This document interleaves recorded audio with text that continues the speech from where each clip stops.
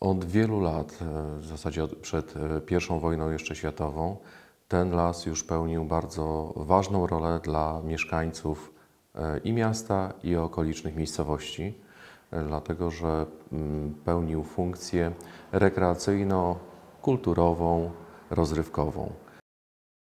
Jako mieszkańcy Giżycka chcemy, aby Las Miejski w Gajewie koło Giżycka pozostał taki, jaki jest, z tymi wiekowymi dębami, modrzewiami. Nie chcemy pniaków, nie chcemy szkółek, które będą pozagradzane i niedostępne, tak jak to się dzieje w pobliskim Forcie Kula, gdzie turyści, miłośnicy fortyfikacji nie mogą tego fortu obejrzeć, ponieważ tam wycięto drzewa, ogrodzono teren i jest on niedostępny. My go potrzebujemy po to, żeby był lasem i dawał nam satysfakcję i przyjemność z tego, że mamy las. Jest to prawdopodobnie jedyne miejsce w naszym powiecie, a kto wie, czy nie w całym województwie, gdzie występuje takie nagromadzenie drzew o okazach pomnikowych. W sumie po przeliczeniu wszystkich tych drzew mamy na dzień dzisiejszy ich około 99. Patrząc po drzewostanie, po składzie właśnie gatunków ptaków, innych zwierząt, jest to taki fragment jakby mini puszczy. Ma to taki charakter troszeczkę coś z puszczy, takiego lasu puszczańskiego, naturalnego. Dlatego no, myślę, że należałoby w miarę maksymalnie po prostu zmniejszyć jakiekolwiek ingerencje w jakieś działania związane z wycinką, z jakimś odmładzaniem tego lasu, z pozyskiwaniem drewna i zostawić ten las w takim jak bardziej, w maksymalnie możliwie naturalnym stanie.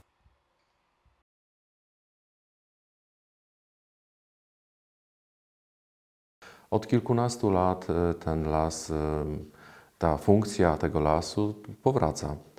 Mamy bardzo dużo imprez gminnych, miejskich, powiatowych, różnego rodzaju stowarzyszenia organizują tam swoje spotkania, zawody i integrację. I las stał się takim miejscem, gdzie bardzo wiele osób chętnie z niego korzysta. Są ścieżki, gdzie spacerują, ludzie jeżdżą rowerami, biegają, zimą biegają na nartach. Jest to las ważny dla każdego mieszkańca. Turyści odkrywają to miejsce. Giżycko leży na szlaku Wielkich Jezior i one są głównym atutem, ale ludzie szukają dodatkowych atrakcji i coraz więcej turystów także tutaj zagląda. Mieszkańcy osiedlają się w pobliżu Lasu Miejskiego po to, żeby mieć takie właśnie piękne miejsce pod oknem. Wydawać by się mogło, że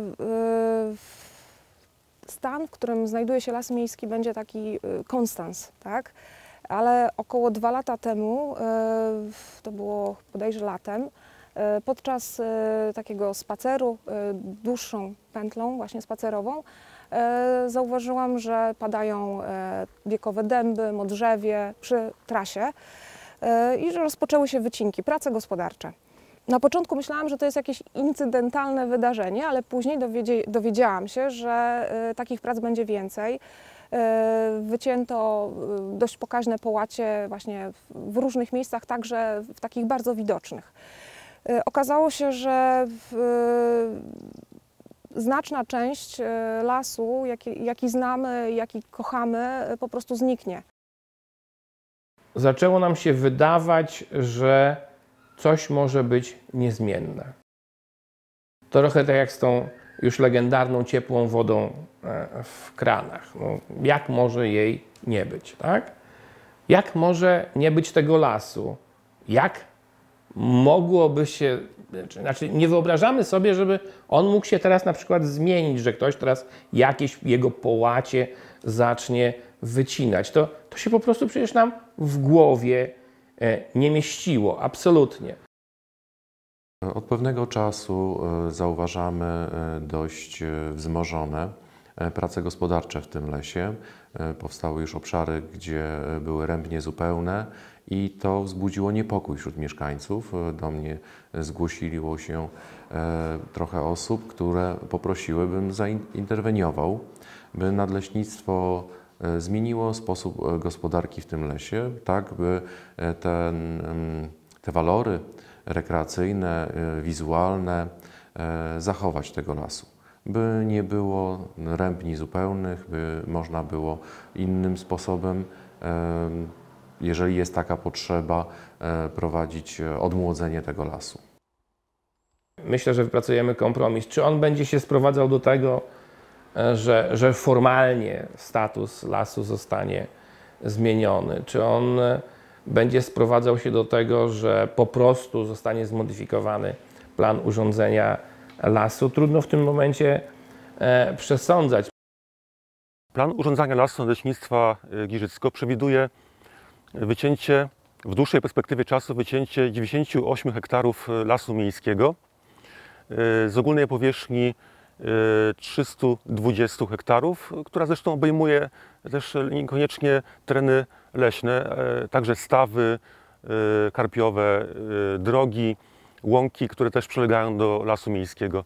Realna powierzchnia lasu to jest około 297 hektarów i z tego ma być wycięte 98 hektarów w postaci właśnie rębni gniazdowych. Społeczność lokalna i władze lokalne wypowiedziały się w tym temacie i wolą władz oraz ludzi zamieszkujących Giżycko oraz gminę jest to, żeby w tym lesie miejskim nie było rębni gniazdowych, żeby nadleśnictwo odstąpiło od tego typu użytkowania gospodarczego lasu miejskiego, żeby zastąpić je mniej inwazyjnymi metodami, takimi jak cięcia sanitarne oraz usuwanie drzew zagrażających bezpieczeństwu. I te postulaty mają swoje oparcie w standardzie FSC. Społeczność lokalna i władze mają jak najbardziej prawo żądać takich zmian, ponieważ standard FSC przewiduje, że w przypadku ustanowienia lasu o szczególnych walorach przyrodniczych HCVF6 takie postulaty powinny być zaakceptowane przez zarządcę lasu.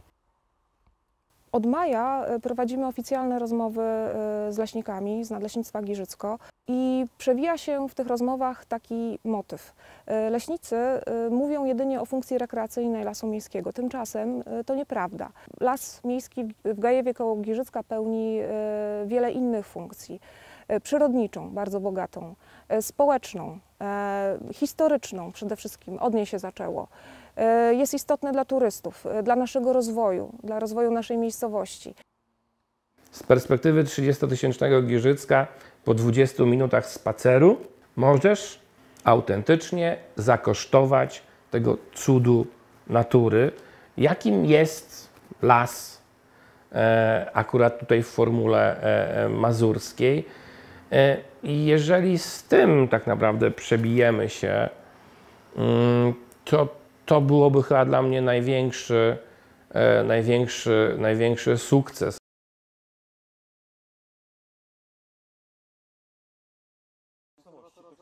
Ja wychowałem się 2 km od tego lasu, w miejscowości Sulimy. Dość często w dzieciństwie byłem w tym lesie, korzystałem z niego i dla mnie on jest bardzo bliski mojemu sercu.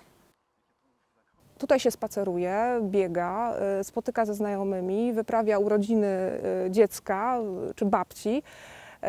Pokazuje się rodzinie przyrodę dziką, najstarszy dąb na Mazurach, Wojciech, który tutaj w pobliżu rośnie, pomnikowe drzewa, piękną naturę, rzadkie gatunki ptaków. To było miejsce dla mnie, gdzie mogłem bez trudu rowerem czy nawet piechotą przyjść i w kilka chwil dosłownie znaleźć się w jakimś fajnym takim miejscu, gdzie mogłem poszukać i uczyć się, poznawać przyrodę i poznawać ptaki. Osobiście badałem ten las miejski pod kątem rozmieszczenia przestrzennego siedlisk przyrodniczych i okazało się, że jest on bardzo podobny do Puszczy Boreckiej, która jest utożsamiana właśnie z tą dawną Puszczą Galińską, pierwotną puszczą, która pokrywała te tereny jeszcze zanim się tu osiedlili ludzie. Tak więc historia lasu miejskiego, która jest spisywana już od XIV-XV wieku, sięga o wiele dalej. Tak naprawdę jego historia sięga okresu zlodowacenia, ustąpienia lądolodu i trwa do dzisiaj. Także ten las nie jest takim zwykłym jednak lasem gospodarczym, który był tam kiedyś nasadzony przez leśników, tylko jego ciągłość ekologiczna trwa od kilku tysięcy lat.